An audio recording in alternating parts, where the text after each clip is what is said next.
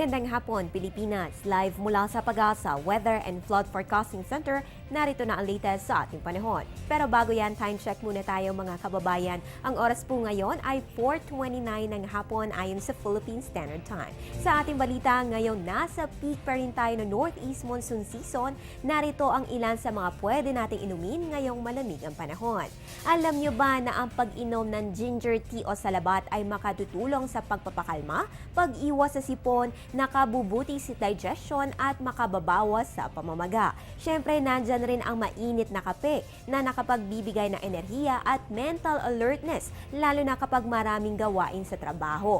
Pwede ring uminom ng gatas na source ng calcium na siyang kailangan para maging healthy ang ating mga buto at ngipin. At ang hot chocolate na nakapagbibigay naman ng endorphins o good mood. At sa mga oras na ito, kung sadsad ka ngayon sa trabaho, abay panandali ang break muna ka mga kababayan at uminom para maibsan kahit papano ang malamig na panahon sa loob o labas man ng opisina. Antabayan na naman ang ating public service reminder mula sa DOH sa aming pagbabalik. Teng, ang package. Ma'am, sabi ng Air 21 on the road na. Ano, Teng? Ang package. Ma'am, sabi ng Air 21 na receive na. Okay, very good.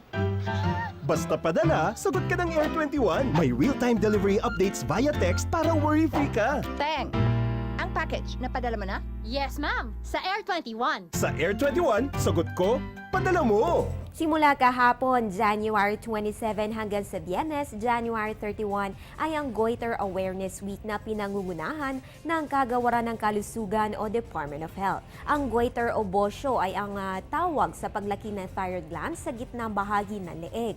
Sanhi ito ng kakulangan sa iodine sa katawan ng tao. Para maiwasan ang pagkakaroon ng goiter, kumain ng iodine-rich foods tulad ng hipon, tahong o alimango. Maaari makita ang mga napapanahong infographics tulad nito sa Panahon TV Facebook at website na maaari niyong i-share sa inyong mga kaibigan at pamilya.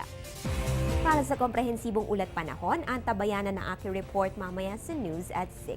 Ang update na ito ay hatid sa inyo ng Panahon TV Express, kung saan walang pinipiling panahon ang pagbibigay impormasyon. Ako po ang inyong weather girl April Enario. Magandang hapon.